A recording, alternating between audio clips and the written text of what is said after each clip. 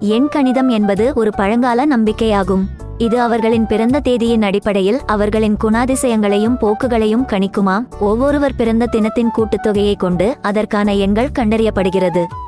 உதாரணமாக, ஒருவரின் பிறந்த நாள் 25 என்று வைத்துக்கொள்வோம்.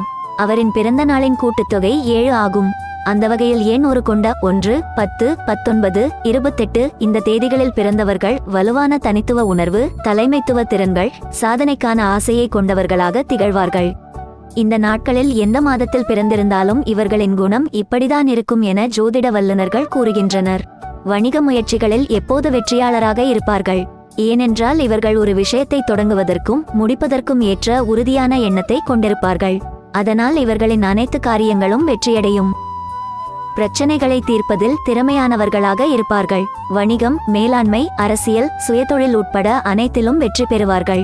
தங்கள் சுதந்திரத்தை மதிக்கும் அவர்கள் தங்களின் இலக்குகளை தொடர ஊக்குவிக்கும் துணையை தான் எப்போதும் தேர்ந்தெடுப்பார்கள்.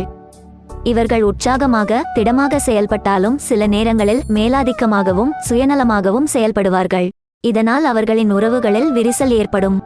சவால்கள்: இந்த தேதியில் பிறந்தவர்களுக்கு சாதனைக்கான வாய்ப்புகள் அதிகம் இருந்தாலும் அவர்கள் சில சிரமங்களை சந்திக்க நேரிடும். நீங்கள் உங்களது தனிப்பட்ட குறிக்கோள்களுக்கும் உங்களை சுற்றியுள்ள மற்றவர்களின் தேவைகளுக்கும் இடையில் சமநிலையை ஏற்படுத்த வேண்டும்.